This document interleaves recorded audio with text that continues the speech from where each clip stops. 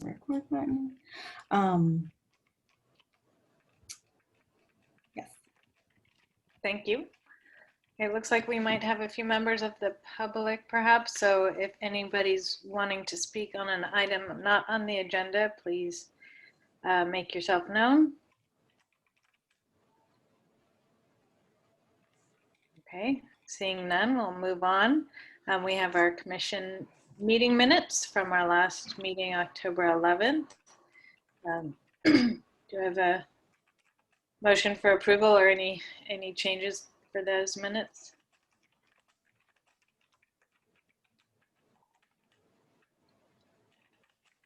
I'll move acceptance of the minutes. Thank you, Don. Do I have a second? I'll second. All in favor?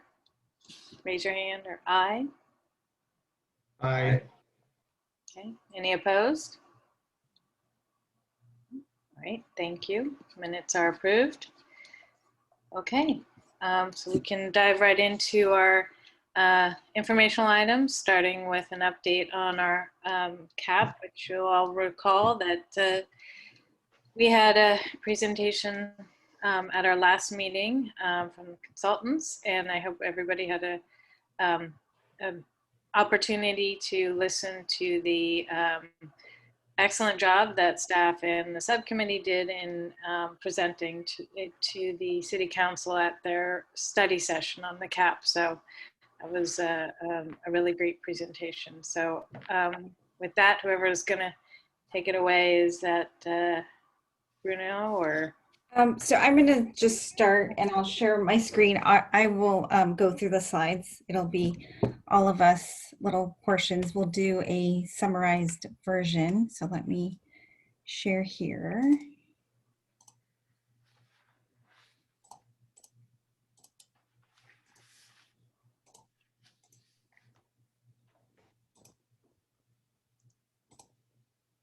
Okay. Everybody can see that, I think. Yes, we can see that. Okay, so on November 2nd, we had our study session with the City Council on the Climate Action and Adaptation Plan up to the point at where we're at currently. And we wanted to give this brief summary on that presentation and then include some of the council feedback from that session. So the full presentation slide from the study session was included in the agenda packet. But not all those slides will be presented here. Also, our consultant, Ben Fordham from EcoShift is here tonight to assist with questions, but the subcommittee and I will be presenting through these slides. So just a little update here. We have the timeline tentative at this point. We're currently working with the consultant on finalizing a draft that we want to share with the Environmental Commission around the end of this month. And then the consultant is scheduled to come back to the Environmental Commission to present at the December 13th meeting. And then we are anticipating the first reading of the CAP in January, but these dates are tentative and could change. So as you are aware, we conducted various community engagement during the development of the CAP. And we wanted to identify concerns, within the community and how the effects of climate change are impacting Los Altos. This slide shows some of the results from the survey, although we do understand that it's not a full representation because not everyone participated in the surveys. So this is just from the ones that did.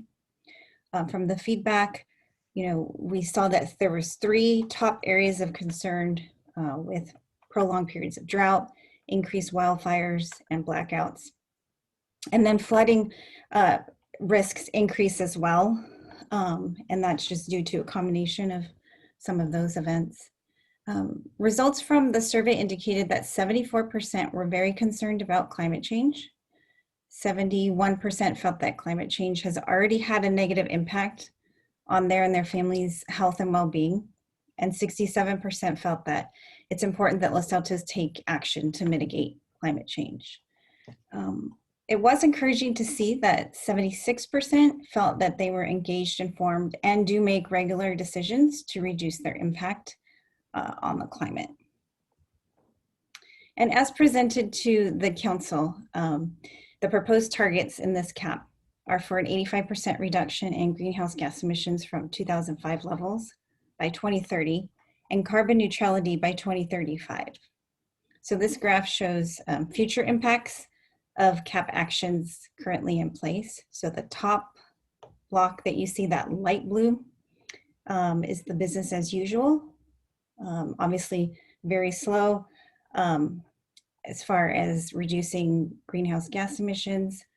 And then the next one, which is the top of the dark blue block, shows the adjusted business as usual, which includes the state and federal actions, and a reduction of 20% is estimated there. The next block, the top of the light green block, shows 50% reduction when the 2013 CAP actions are added to the adjusted business as usual.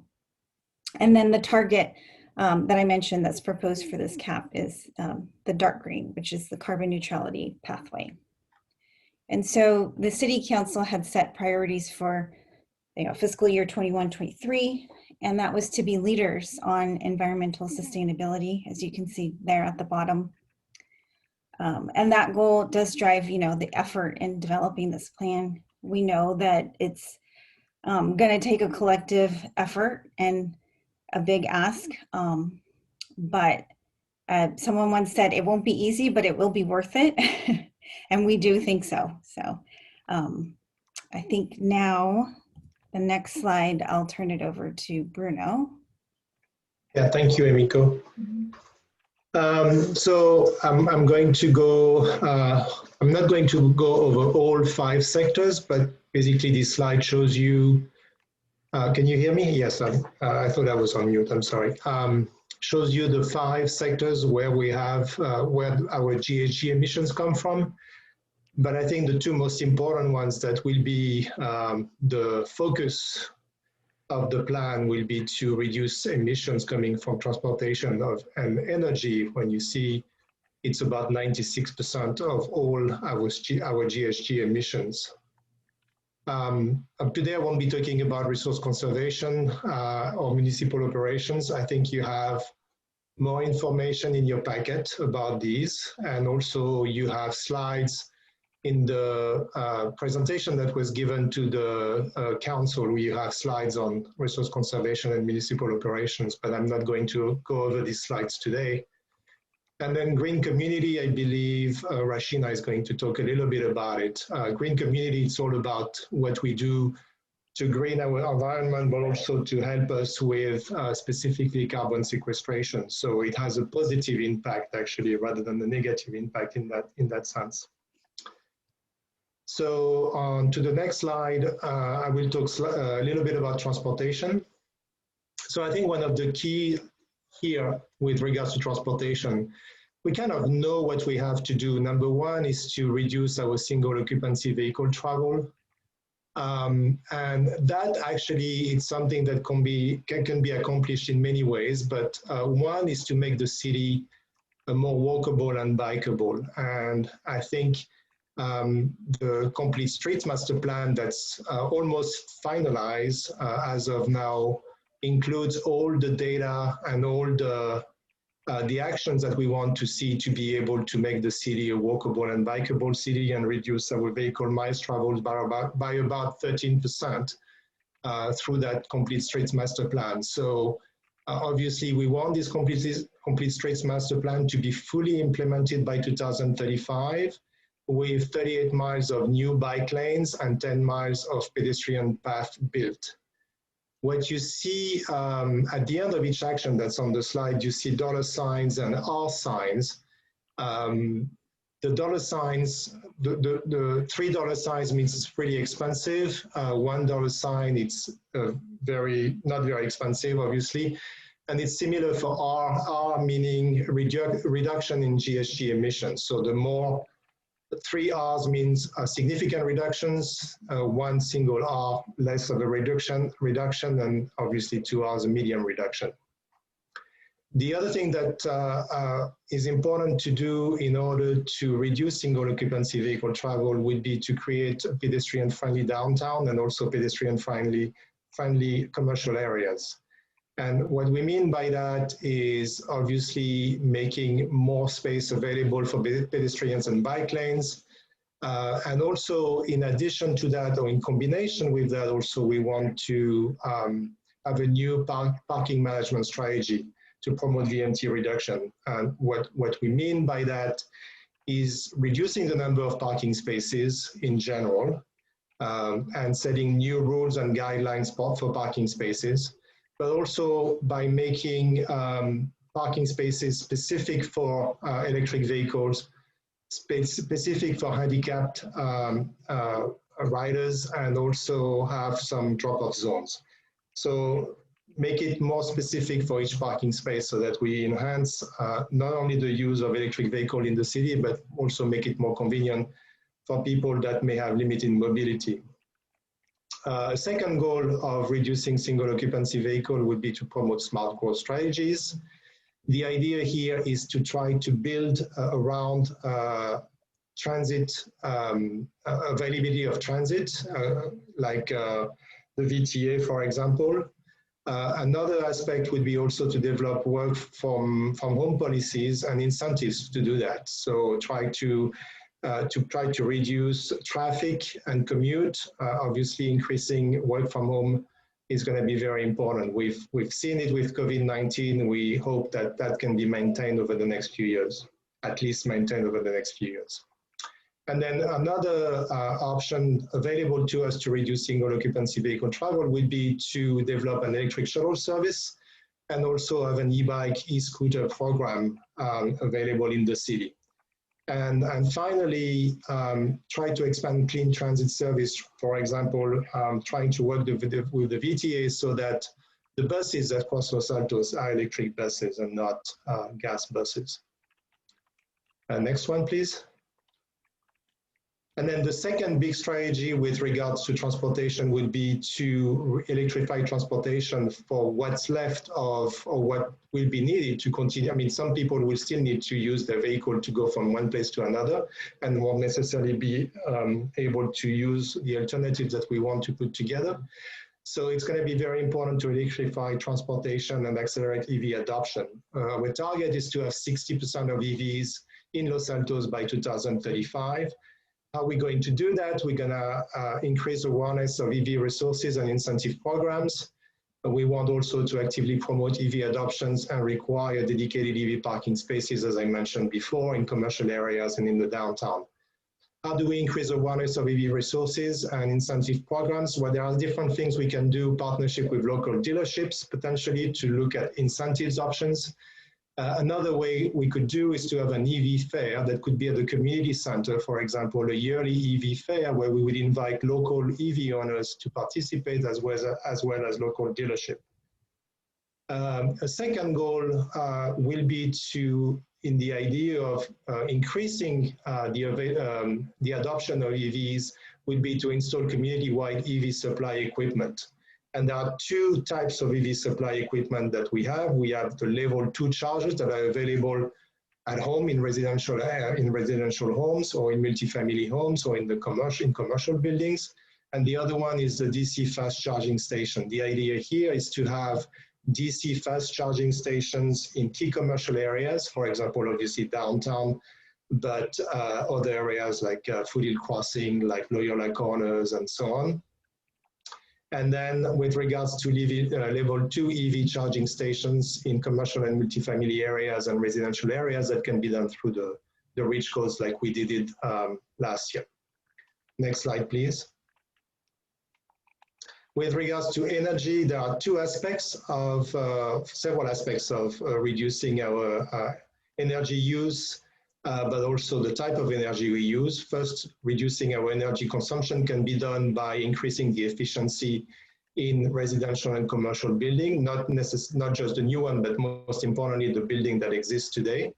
So the idea there would be to perform residential and commercial energy audits, and that can be helped by the city or incentivized by the city. That's something we're looking into. The other aspect after the energy audits are done, obviously, is to make sure that work takes place to increase the efficiency of those buildings. And there are a lot of incentives available already for energy efficiency retrofits. Second strategy would be to increase solar energy and battery storage in residential, again, and commercial buildings. We already have requirements for solar panels in new buildings in Los Altos. What we would like to do is to extend that to battery storage, and also have a requirement to add solar panels when major remodels are being done, for example. So try to really increase adoption of solar panels and battery storage. Next slide.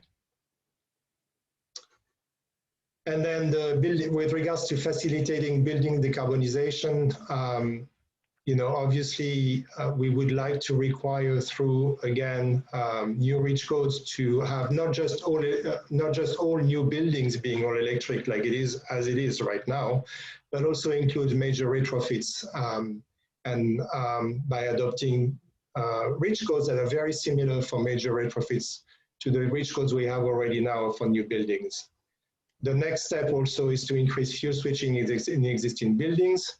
What we mean by that is to try to switch old gas appliances by switch them to electric appliances. For example, heat pumps for water heating or for heating in general. And then lastly, try to disincentivize methane gas use. And we would like to have an implementation of a carbon emission permit for people using methane gas in Los Altos, sorry. And I think that's my last slide, and I think Rashina is going to be next. Alrighty, thanks, Bruno. I will speak to some of the adaptation strategies proposed in the CAP, some of which will also have the benefit of mitigating and reducing greenhouse gas emissions. These are in general labeled as cross-cutting actions, and this is only a subset of some of the slides shared with Council, as well as a subset of what's in the CAP. Building a green community is a core value for Los Altos. We take great pride in our rural feel, and seeking to protect and increase its green space is on the 2021 City Council priority list. So developing nature-based solutions provides a win-win in terms of helping us adapt to climate change, as well as to conserve resources, reduce emissions. And of course, as we move towards carbon neutrality, these can help bridge that gap to counter, any remaining emissions that we cannot eliminate. And then just as we're putting together a complete streets master plan, we need to develop a citywide green infrastructure and natural environment plan.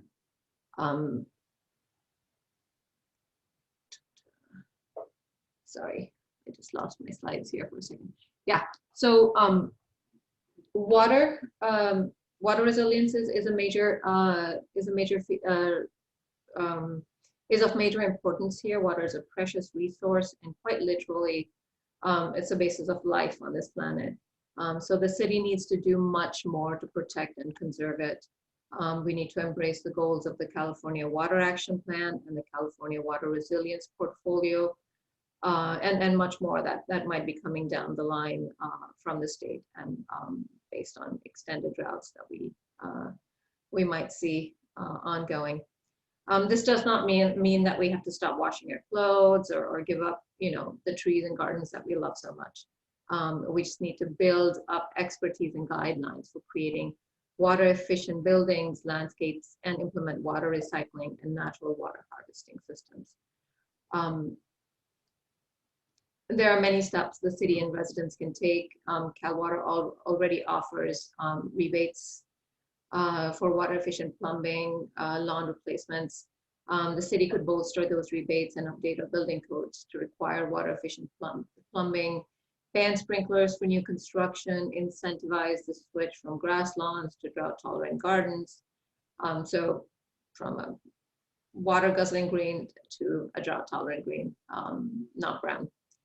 And then we can require gray water recycling systems for new construction or major remodels and promote, the simpler laundry to lawn, shower to flowers, the type of retrofits for existing homes.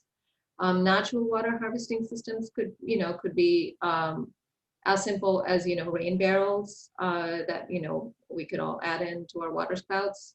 Or for newer buildings and those that are really wanting to do more, these could include environmental atmospheric water, water collection and harvesting.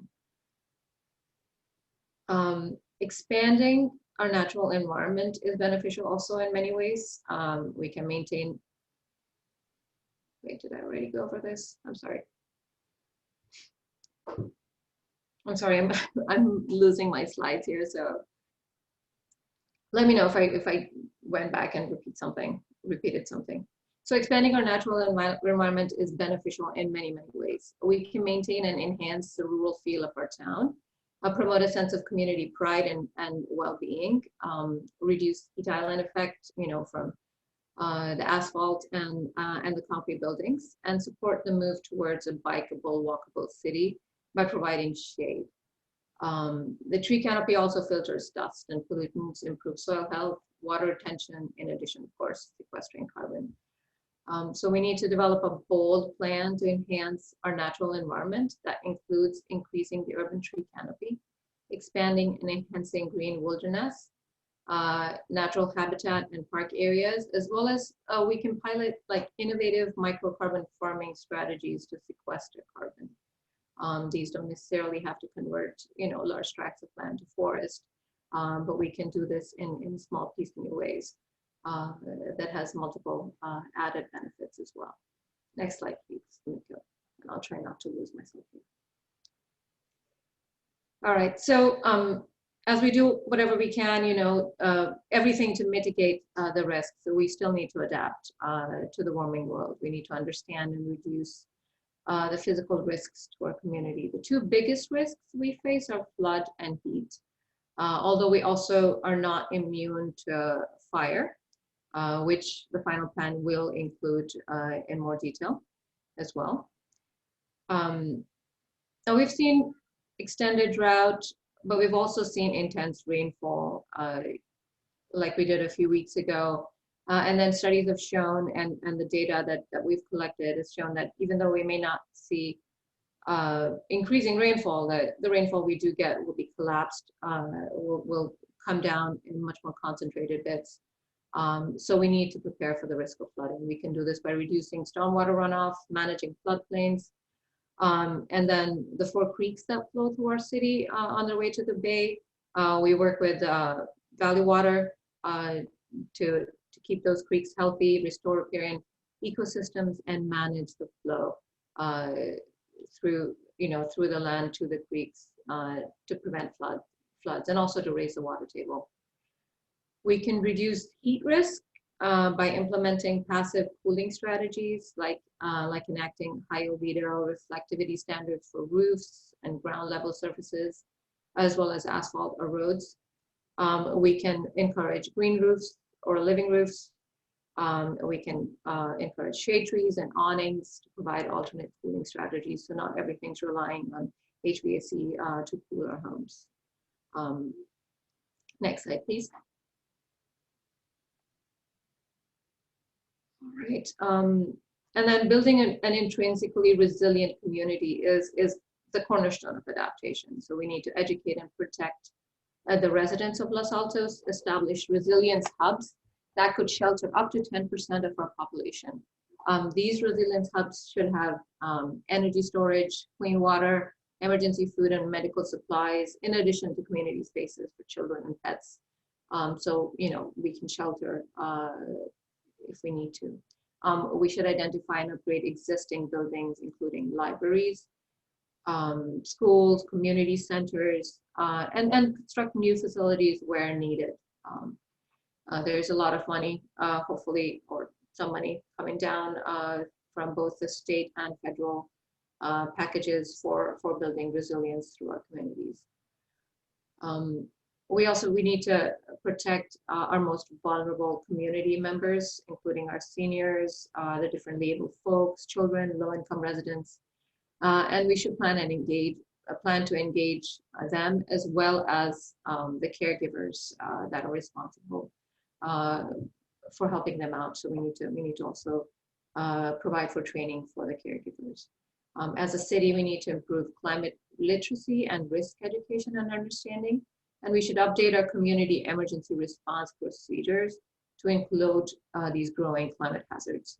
Another way to engage citizens could be by launching something like the Community Climate Action Grant, where we provide micro funding for citizen-driven local projects. This would engage the community and help everyone be a part of the effort towards a more resilient, adaptable city. So there will be more details in the final cap on each of the measures, and I've only touched on a few of them. These actions with council, we received a fair amount of very useful feedback, which I would like I'd like to invite Dawn to share some of that, and then we can talk through it. Thank you. Thank you, Rashina. The in the package for tonight's meeting, on this agenda item, there's more detail on the specific comments that we received from council during the study session. This slide and the next one that I'm going to talk about sort of summarizes some of the high points of those comments. I'm not going to read each one of these. Hopefully you've had a chance to look at this in the package, but there are a few that I'd like to highlight that I think could be the subject of some of our discussion after this presentation and after community comment that we can discuss as we finish our deliberations on the stage that we are on the Climate Action Plan as the Environmental Commission. I would point out is solicit ideas and comments surrounding the carbon emissions permit, how this may be implemented. And in general, we're not trying to develop a specific plan at this time, but we're looking for ideas on how it may be implemented, and also the what the fund that would be rated would be used for. And I have some ideas on that, and hopefully the rest of the commission does as well. The other things that I'd like to point out on this particular slide is one of our goals in the Climate Action Plan was to have a 10-minute walk to transit. This is a little bit different, but is based off of the 15-minute city goal. And I don't know if people have seen presentations on this concept that a community should have within 15 minutes of walking or cycling the needs that they typically have. In other words, shopping, medical doctors, their work location, and so on. And that's the idea behind a 15-minute community. And our concept to reduce vehicle miles traveled is to make sure people are within a 10-minute walk to transit. The third one on this one that I'd like to point out is questions about whether 100% electric housing is a reasonable, considering there are challenges meeting electricity demand today. I believe that we can answer this question in the CAP. However, I'm calling specific attention to this because it is a concern that's been voiced by the residents. Next slide. And these are again, summarizing some of the other comments received from council. There's a couple that I would like to, again, flag here for our comments after as an environmental commission. And one is the second bullet there is, how can we help residents become greener? Can we propose some specific actions that individuals can take?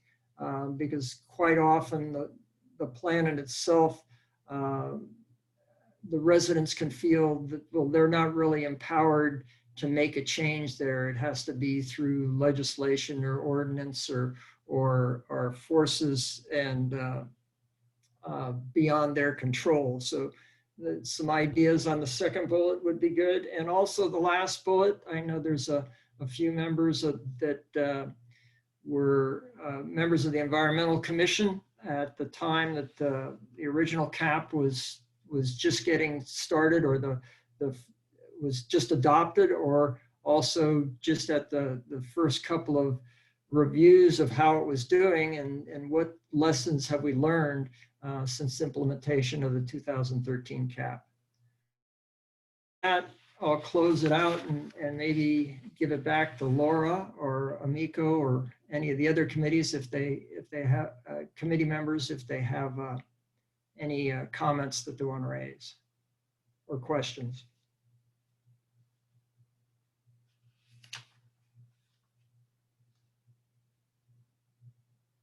Okay, if that concludes the presentation from the committee, I'll ask if there are any members of the public who want to make a comment on this agenda item.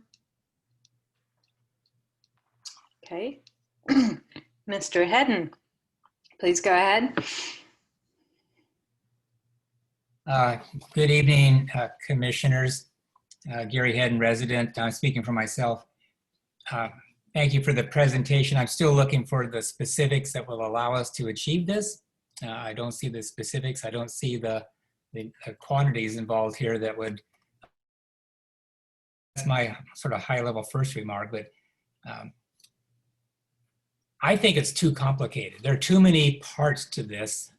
They're all great, but we have a staff of one, Amico, and she's got to manage, there's just too many parts to juggle. My suggestion would be, let's focus on the things that have the most impact and the things that are really unique to Los Altos, the things that we can do here. So for example, it's pretty clear energy and transportation are the two areas that need to be tackled.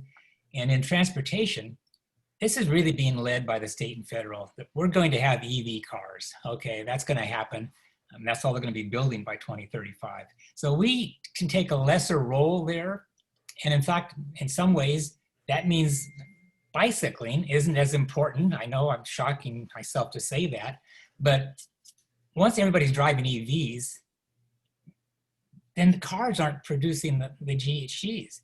And so bicycling is important for other reasons, but not to reduce GHGs. The thing,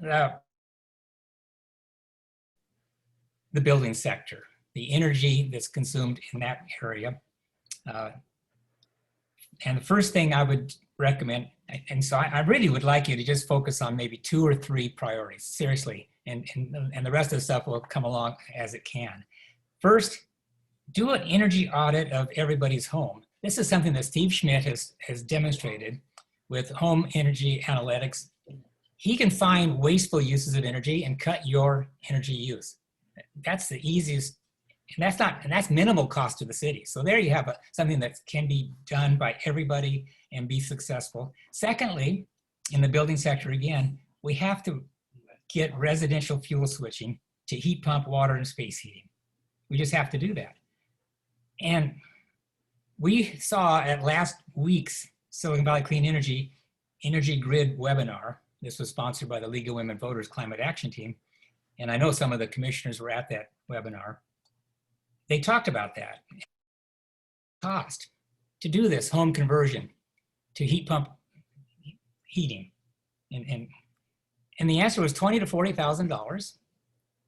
And it could be less depending on the need for a panel upgrade. This is a big chunk of money, but it's not that big. And think about it. This is a wealthy city. I think we can afford $20,000 to $40,000 for each house. And it could almost be painless. Tap into your home equity and use the savings that you get by not using gas to help pay for the loan. And it's possible that the city could help out here, maybe encouraging a bank or some funding to set up an account that people could tap into. Instead of a home equity loan, it would be tapping into this account. And again, get this done. Don't do 470 homes a year, do 2,500 homes a year and get it done in 4 years. So focus on the things that will really make a difference. 3 or 4 things.